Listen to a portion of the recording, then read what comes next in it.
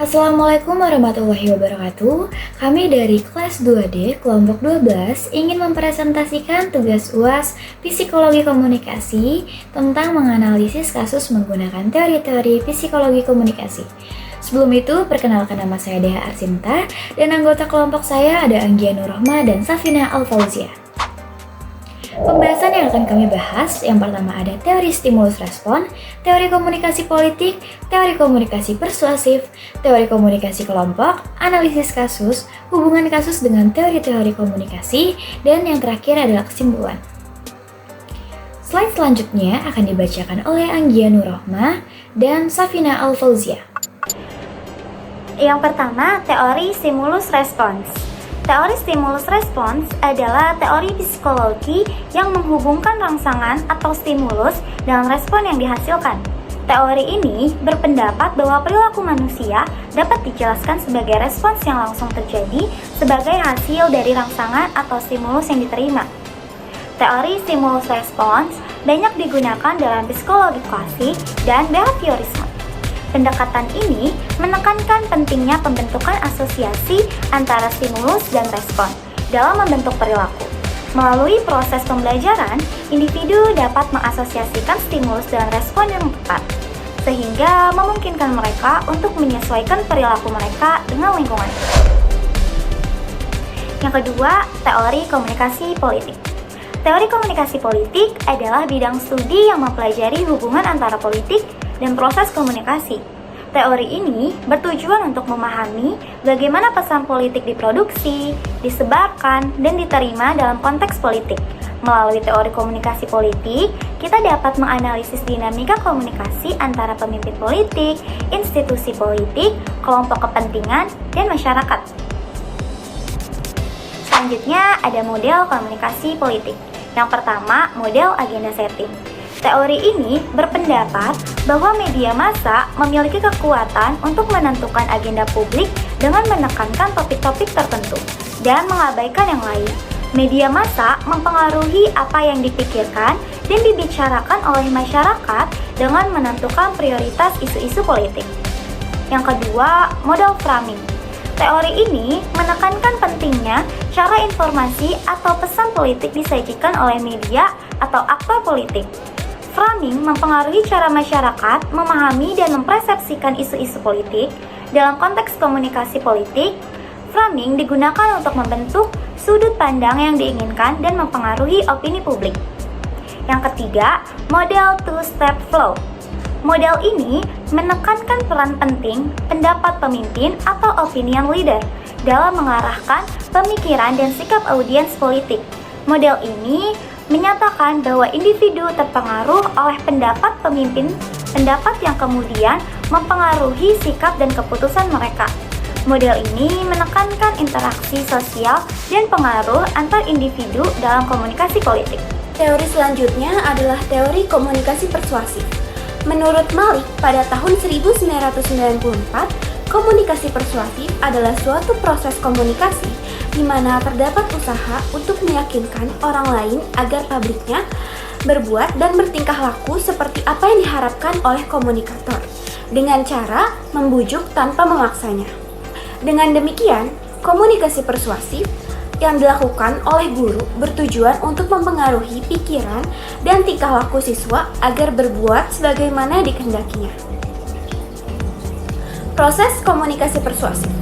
Pada proses komunikasi persuasif menggambarkan alur kerja atau tahapan pesan persuasif yang dikirimkan dari komunikator sehingga dapat diterima dan diolah oleh komunikan. Proses komunikasi persuasif sendiri, yang pertama, komunikator menyampaikan pesan melalui channel, lalu komunikan menerimanya, dan terdapat perubahan sikap dan perilaku. Selanjutnya ada teori komunikasi kelompok. Menurut Burgon dalam Mukarram tahun 2020, komunikasi kelompok adalah interaksi sosial secara tatap muka di antara 3 orang atau lebih dengan tujuan yang telah diketahui, seperti berbagi informasi, menjaga diri, memecahkan masalah, yang mana anggota kelompoknya dapat mengingat karakteristik pribadi anggota-anggota yang lain secara tepat. Karakteristik pribadi dalam anggota dapat diketahui Karena komunikasi kelompok juga melibatkan komunikasi antar pribadi. Oleh karena itu, kebanyakan teori komunikasi antar pribadi juga berlaku bagi komunikasi kelompok.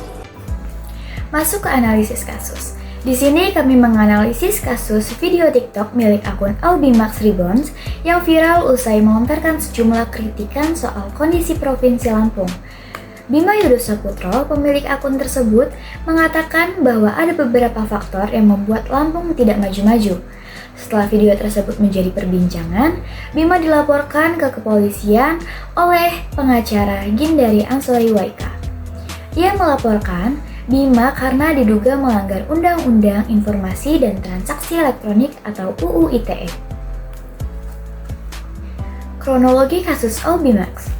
Kasus ini bermula saat Bimax mengunggah video alasan kenapa Lampung gak maju-maju pada 7 April 2023 di TikTok.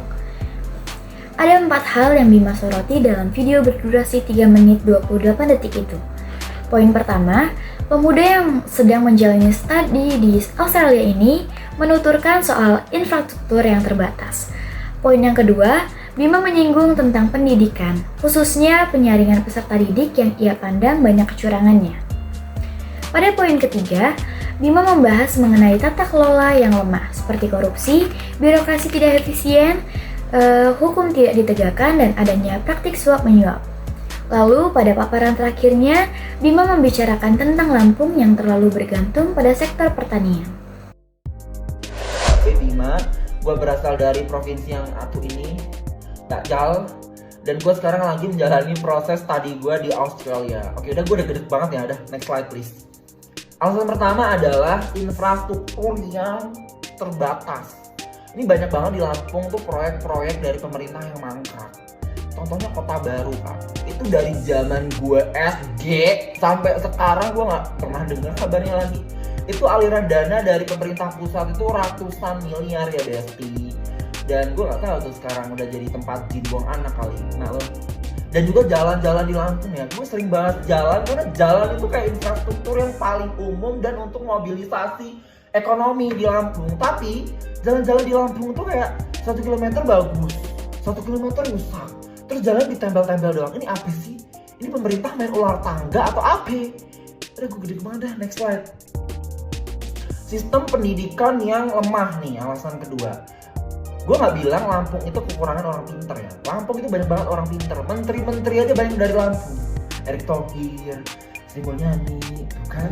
Ada menteri pertanian juga dari Lampung, kalau gue lupa namanya. Gue kena lah, gue pinter lah. Gue ke Australia gimana? Hah? Cuma proses penyaringan peserta didik yang ada di Lampung itu sendiri itu banyak banget kekurangan ya. Bahkan yang berkontribusi itu orang-orang yang bekerja di sektor pendidikan, kayak dosen nitipin anaknya, rektor nitipin ponakannya. Ini apa sih? Apa? Kunci jawaban kesebar. Kalau udah mau UN tuh kan itu yang nyebarin siapa? Kalau bukan yang dari itu pemerintah. Hah? Apa? Nyokap gue orang gila. Gak ada urusan. Next slide please. Yang ketiga adalah tata kelola yang lemah. Korupsi di mana-mana, birokrasi nggak efisien, hukumnya nggak ditegakkan, lemah banget. Terus juga suap, aduh nggak sebahas suap ya mak. Di mana-mana udah kayak makanan sehari-hari gitu kan, kayak suap duit. Nah, kena lo. Yang terakhir, alasan terakhir ini adalah ketergantungan pada sektor pertanian. Tidak bisa dipungkiri Lampung itu salah satu provinsi yang memproduksi banyak banget hasil pertanian kayak jagung, beras, ketan, dan lain-lain. Dan kontribusinya di Lampung sendiri itu sampai 40% lebih. Kalian bisa cek di websitenya BI dan di situ adalah statistiknya dan lain-lain. Dan sektor ini tuh vulnerable ya, kayak fluktuatif gitu, nggak bisa stabil. Dan yang nge-set harga kan yang di pusat juga gitu. Gue dulu amplop kadang-kadang namanya gitu. Mohon maaf, kadang-kadang bisa kayak kaya raya gitu, orang Lampung bisa nyekolahin anak.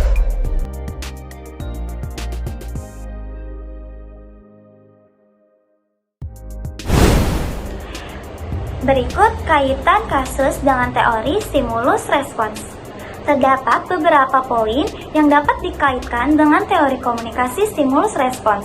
Pada poin pertama, Bima memberikan stimulus berupa informasi tentang keadaan infrastruktur yang terbatas di Lampung. Respons yang mungkin timbul adalah kesadaran akan pentingnya perbaikan infrastruktur dan tindakan yang dapat diambil untuk meningkatkannya. Poin kedua, Bima juga mengangkat isu tentang pendidikan dan dugaan kecurangan dalam penyaringan peserta didik. Ini dapat menjadi stimulus yang memicu respons dari mereka yang memiliki pengalaman atau pandangan serupa tentang masalah pendidikan di daerah mereka. Respon yang mungkin timbul adalah kesadaran akan pentingnya transparansi dan integritas dalam proses pendidikan serta perlunya reformasi sistem pendidikan di Lampung.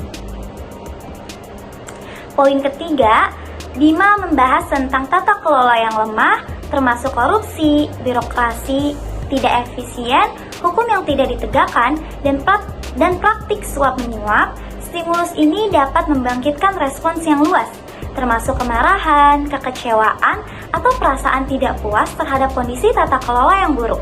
Respons yang mungkin timbul adalah dorongan untuk melakukan perubahan sistematik, penegakan hukum yang lebih baik, dan peningkatan akuntabilitas pemerintah. Pada poin terakhir, Bima membicarakan tentang ketergantungan Lampung pada sektor pertanian. Stimulus ini dapat membuat penonton video merenungkan kelemahan atau tantangan yang mungkin dihadapi oleh daerah mereka sendiri yang memiliki ketergantungan serupa pada sektor tertentu. Respon yang mungkin timbul adalah pemikiran tentang diversifikasi ekonomi dan upaya untuk mengembangkan sektor lain agar tidak terlalu tergantung pada satu sektor. Selanjutnya, kaitan kasus dengan teori komunikasi politik. Komunikasi politik bertujuan untuk mempengaruhi pandangan publik terhadap kondisi politik di Lampung. Hal ini dapat merangsang diskusi, gerakan sosial, atau tindakan politik yang ditunjukkan untuk mencapai perubahan yang diinginkan. Kasus ini dapat memberikan contoh bagaimana komunikasi melalui video di media sosial dapat memainkan peran penting dalam membentuk opini publik, mempengaruhi agenda politik, dan mendorong partisipasi politik di suatu daerah atau komunitas. Kaitan dengan salah satu model dalam komunikasi politik adalah model agenda setting. Dalam video yang diunggah oleh Bima, dia mengangkat isu-isu yang dianggap penting dalam konteks Lampung seperti infrastruktur, pendidikan, tata kelola, dan ketergantungan pada sektor pertanian. Dengan mengunggah video tersebut, Bima dapat memobilisasi opini publik terhadap isu-isu yang dia soroti. Selanjutnya, ada kaitan kasus dengan teori komunikasi persuasif. Bima menggunakan komunikasi persuasif untuk mempengaruhi penonton agar memperhatikan masalah infrastruktur terbatas, kecurangan dalam pendidikan, dan tata kelola yang lemah di Lampung. Dia menyampaikan argumen mengenai pentingnya investasi infrastruktur, integritas dalam pendidikan, dan perbaikan tata kelola. Bima berusaha meyakinkan penonton untuk memahami pentingnya masalah-masalah tersebut dan mendorong perubahan positif di Lampung. Proses komunikasi persuasif. Pada kasus ini, yang pertama ada komunikator. Komunikatornya adalah Bima selaku individu yang menggunakan komunikasi persuasif untuk menyampaikan pesan-pesan. Selanjutnya pesan. Pesan yang disampaikan oleh Bima adalah memperhatikan masalah-masalah terkait infrastruktur terbatas, kecurangan dalam pendidikan, dan juga tata kelola yang lemah di Lampung. Yang ketiga ada media. Media yang dipakai adalah media sosial, yaitu TikTok. Yang keempat ada komunikan. Komunikan di sini adalah penonton atau audiens yang dituju oleh Bima. Yang kelima, ada perubahan sikap atau perilaku. Kasus ini dapat mempengaruhi penonton atau audiens untuk mengembangkan sikap yang lebih kritis terhadap situasi yang ada. Mereka mungkin mendukung langkah-langkah perbaikan infrastruktur, peningkatan integritas pendidikan, atau perbaikan tata kelola di Lampung. Selanjutnya, ada kaitan kasus dengan teori komunikasi kelompok. Bima dapat dianggap sebagai anggota kelompok sosial yang mengidentifikasi dirinya sebagai seorang pemuda yang sedang menjalani studi di Australia.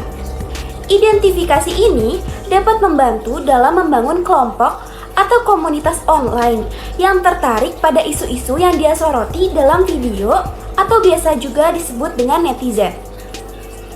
Argumen Bima juga dapat memicu interaksi dan komunikasi interpersonal di antara netizen atau penontonnya. Misalnya, penonton dapat memberikan respon dalam bentuk komentar, pesan langsung, atau diskusi dengan netizen lainnya. Dalam kasus ini, video yang diunggah oleh Bima memainkan peran dalam membentuk kelompok online yang berbagi minat dan juga keprihatinan serupa serta memicu komunikasi dan interaksi di antara mereka. Dari analisis kasus ini dapat disimpulkan, kami menggunakan video YouTube dari iNews mengenai seorang TikTokers dengan nama akun Aubimax Reborn yang menyampaikan keresahannya menjadi warga Lampung. Video tersebut sudah menyangkut 4 teori psikologi komunikasi, yaitu stimulus respon, komunikasi politik, komunikasi persuasif, dan komunikasi kelompok. Jadi, dari video tersebut dapat disimpulkan bahwa kasus dicabut oleh Polda Lampung dikarenakan penyidik menilai tidak terdapat unsur pidana terhadap laporan yang dilayangkan terhadap pemilik akun TikTok Aubimax Reborn tersebut. Sekian presentasi dari kelompok kami, semoga dapat bermanfaat dan dapat menambah wawasan untuk kita semua. Kurang dan lebihnya mohon dimaafkan. Wassalamualaikum warahmatullahi wabarakatuh.